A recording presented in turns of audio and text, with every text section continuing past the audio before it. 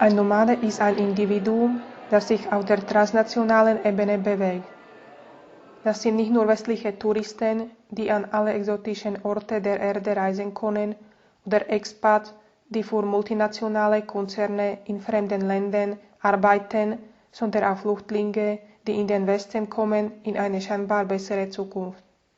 Eigentlich sind es alle Migranten, die auf der Suche nach Arbeit ihre Herkunftsorte verlassen.